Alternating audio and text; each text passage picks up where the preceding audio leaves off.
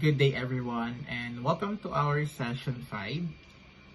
I do hope that you are all staying safe and healthy during this heat wave. Here are some few reminders before we proceed with our topic. For your final activity, we will be having a mock interview, so you are required to download the Zoom application. You're also required to have a working camera and microphone. And you're also required to wear the proper interview attire. During our mock interview, we will also have our graded recitation. So we are also reminding you to study or to review our past lessons from session 1 until to the latest session. So to formally start our session, let's have first our recap.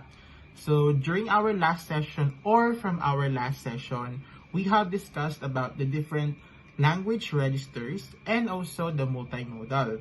I do hope you still remember a thing or two from our previous topic, since I mentioned a while ago that we will be having our graded recitation during your mock interview.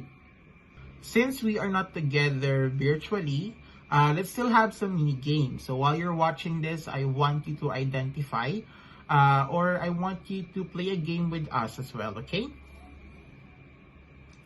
So how do we play our game? So since we are just in a video setting, no need for you to answer it on our chat box, or you can just answer them mentally. So what you're going to do is to get what function of oral communication is being shown. So I will play some video clips and you will have to identify them. Guess if the video clip is to entertain, to inform, or to persuade.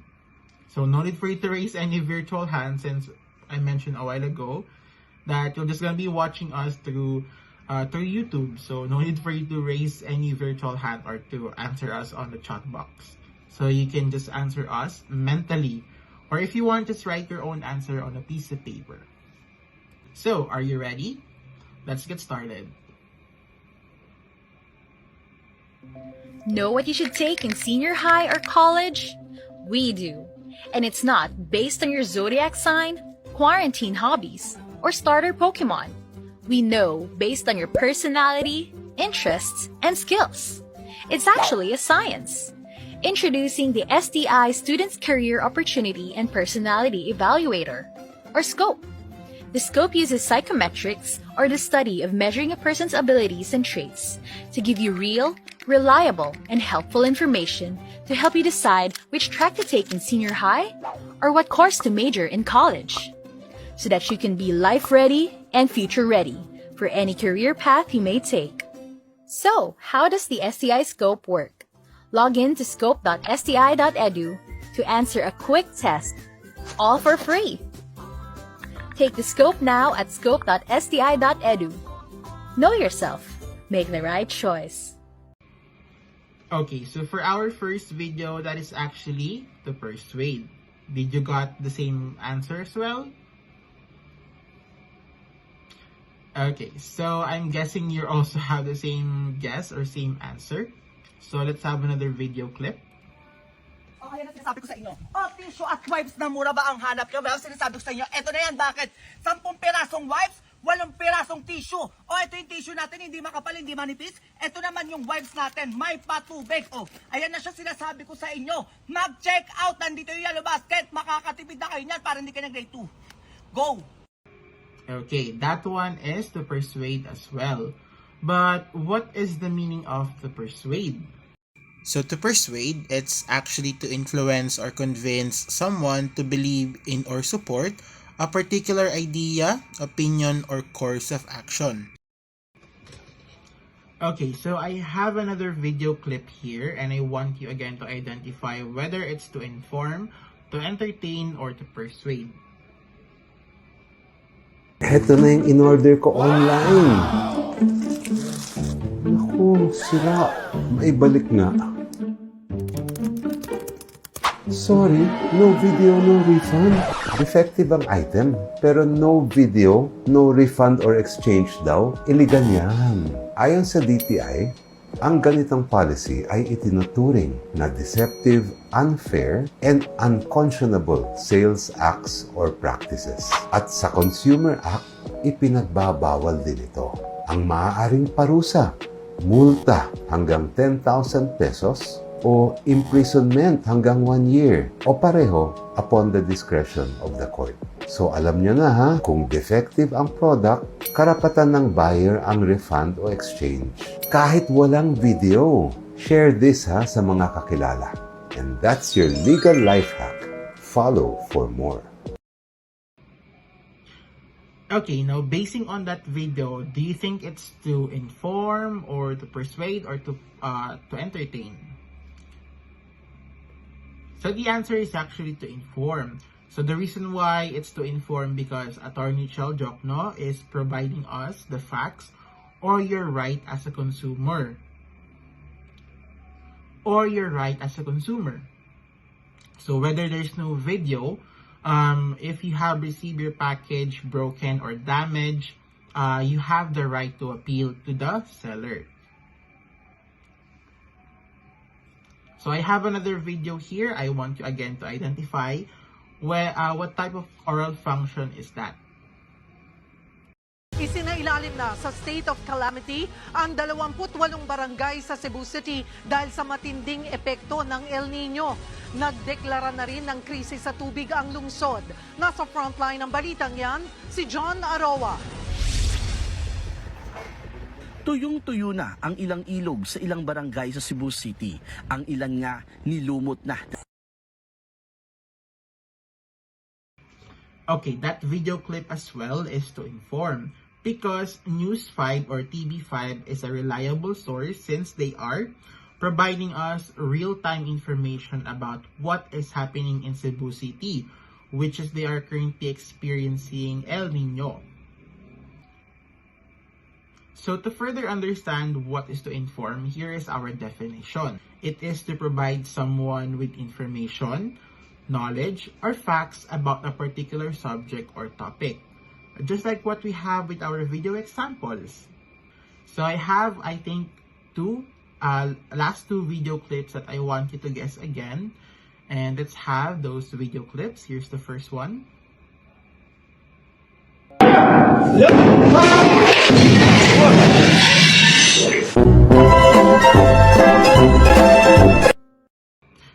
Okay, so if the last example that we had is too long or the video is too long, this one, the video is too short.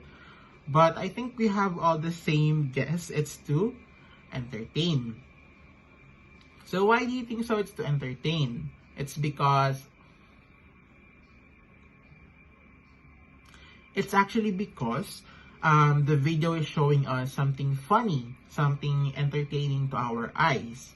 So I have a last video here that I want you to identify again what type of oral functions is that.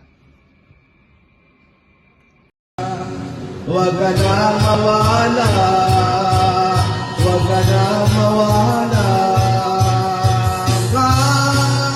Ngayon, dadaling kita sa aming bahay, di tayo mag-aaway. Tayo sa tunay na mundo.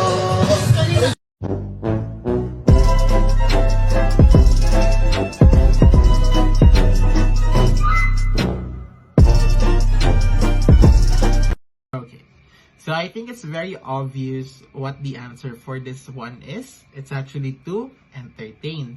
This one became popular during 2023. And this video is showing that he is singing it out of tune or he is delaying the lyrics from the rhythm or from the beat of the song. But to further understand what is to entertain, let us have the definition. So to entertain, it's to provide amusement, pleasure, or enjoyment to an audience through various forms of media such as music, film, literature, theater, and art. So just by making videos that is something funny, you're actually creating art already because you're expressing freedom and you're expressing entertainment to other people. So again, our functions of oral communications are to entertain, to persuade, and to inform. So now I'm gonna be giving the virtual floor to Mom Jolly to further teach our lesson for today. So again, I'm Sir John, and I hope you all have a wonderful day. So, good day everyone. We're going to discuss the citation part. So, can anyone notice or seen the last outro in the entertainment that you shown a while ago? Can anyone? So, directed by Robert B. White. Who is the Robert B. White? Inspired by the comedian genius of this show, countless meme creators worldwide. So, he motivated by this show's hilarious brilliance, several meme makers across the globe carefully arranged the video improvements to include the show's famous credits. So, he is the creator of the meme outro that we always seen in the funny videos in our newsfeed or in the other social media platforms. So, next slide is the APA citation. So, before we proceed to APA citation, the citation format can vary depending on the citation style that you are using. For example, this one is APA MLA Chicago. So make sure to follow the specific guidelines of the citation style you are using to create an accurate and complete citation of the article. So let's focus on the APA citation. So what does APA stands for? So American Psychological Association. So APA citation is a standard method for citing sources in academic writing, particularly in the social science. So it is an organization that complied a set of style rules for academic writing. For example, is the baby thesis that we accomplish in our junior high school or in our senior high school. So it includes specific formatting guidelines for citing sources such as books, journal, articles, website, and other style of content. The purpose of APA citation is to give a credit to the original authors to provide readers with the information they need to locate the source themselves. So next slide is in-text citation. APA in-text citation style use the author's last name and the year of publication. For example is this one. Field the 2005 with the open and close parentheses. For direct quotation, include the page number as well. For example is parentheses field 2005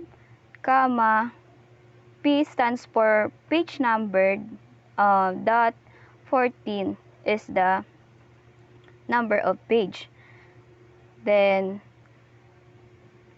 parentheses and dot.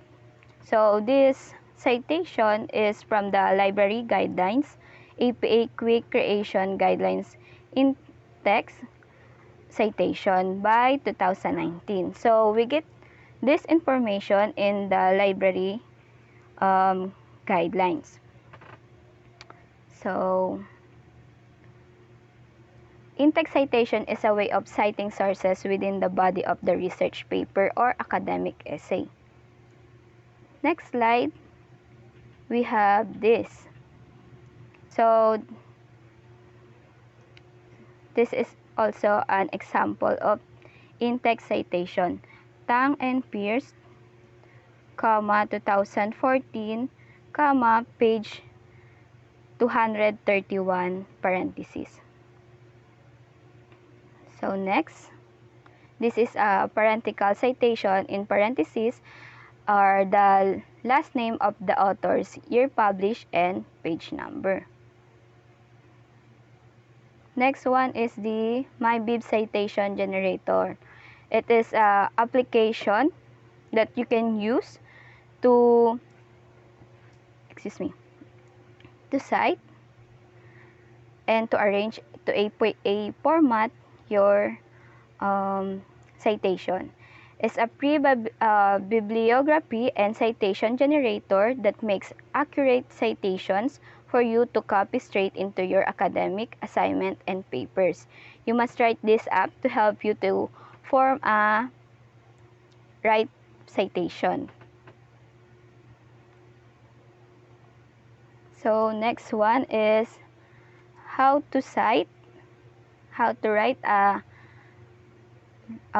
two authors. List both authors' last name separately by adding end word or ampersand. If you will use it in a sentence, use and. If it is a parenthesis, use ampersand. So, for example, is this one. Study by Ding and Bato, parenthesis, 2003, and close parenthesis, and other information. So, the other one is parenthesis, Ding, ampersand, Bato, comma, 2003, the year of publication. Did you get it? Okay, so let's proceed. How about the 3 or 5 authors, ma'am? So, how to cite all authors in text citation? The first time it occurs after this only include the first author's surname, followed by et al. So, for example is this. First, Ding, comma, ang, comma, Bato, comma, Darna, comma, and Valentina. And, comma, the year of publication, 2023 rather. So next is to give an shortcut citation. You only include Ding et al. And use the word et al. Dot, comma, to 2023 is the year of publication. Then, parenthesis. Next one is, next slide is the, how about the 6 or more authors, ma'am? You will only cite the first author followed by et al. For example, Ding et al. Parenthesis, year of publication is 2023. And other information. So, for the short citation, parenthesis, Ding et al. Dot, comma, 2023, the year of publication. So, if there's no author, ma'am, how about this? So, if there's no author, if the author is unknown, you need to write the title of the article, comma, year of publication. If there is no author and no date given, open parenthesis, quotation sign, title, comma, ND stands for no date. For better example, open parenthesis, this is open parenthesis, quotation sign, the title of the article, torturing, and APA, comma,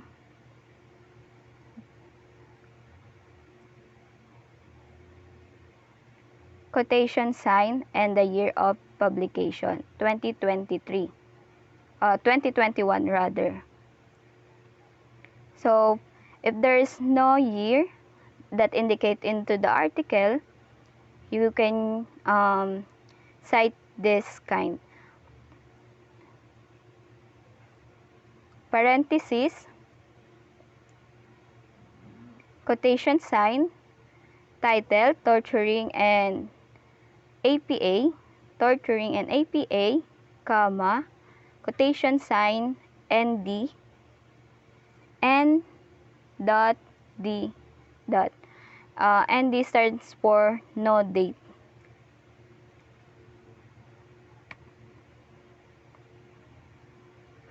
So, next slide. For basic format of an APA journal citation, we must follow this format. Last name, comma, initials, dot, parenthesis, and inside the parenthesis, the year of publication, dot, article title, dot, journal name, comma, volume, and parenthesis, issues, comma, page range, dot, DOI or URL.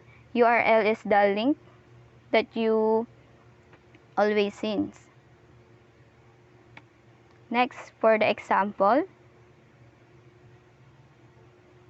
Heidi, J dot S dot, the author's initials, parenthesis 2005, year of publication, dot, the general similarities hypothesis, dot, American psychologist, comma, page 60, and so this is the DOI and the URL.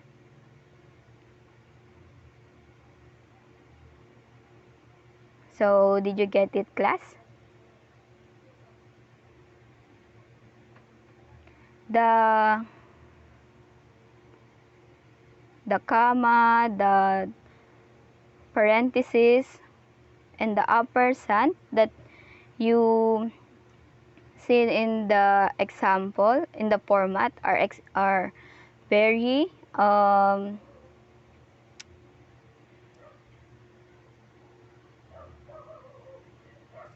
is important because it's a sign that this one 2005 is the year of publication.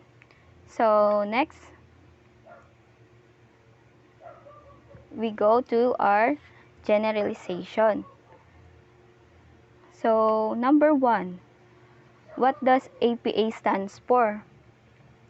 Anyone? So APA stands for American Psychological Association. So number 2, what are the functions of oral communications? We have 3. To entertain, to persuade, and to inform. So number 3, how will you avoid plagiarism? Always and don't forget to cite your sources, paraphrase the information on your own words, and use quotation mark when directly quoting someone else's words. So number 4, why citation is important? So basically, citation is important to avoid plagiarism and copyright. So next, activity number 5. For your activity assignment entitled Specialization Spotlight, creating a persuasive commercial.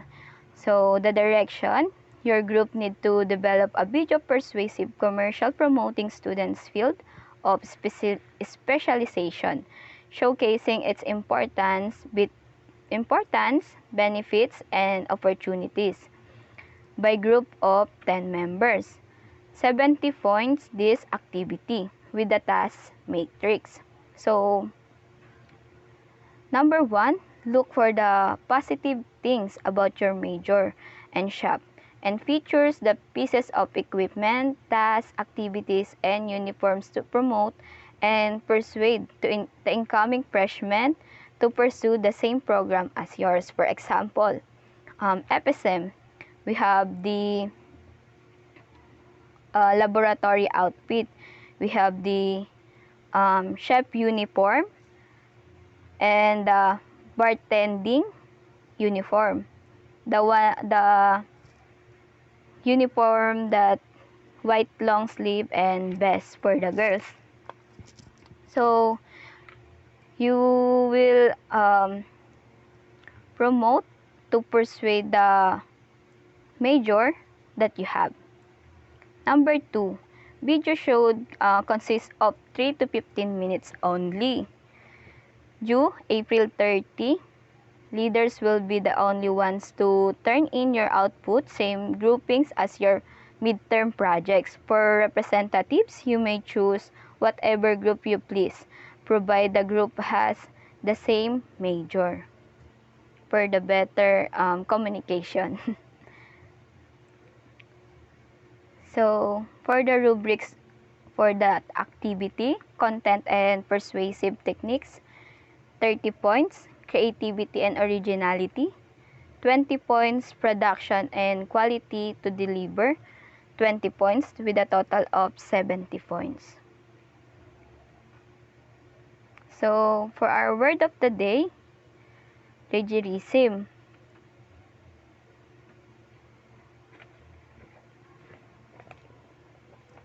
Take note, the word of the day is plagiarism. All caps for our quiz. So, this slide, I'll give you 3 minutes to capture this slide. Take a photo. Warning, no photo, no quiz. Use other gadget to take a photo for your quiz and for attendance purposes. Post this part and use it as your background. I'll give you 3 minutes.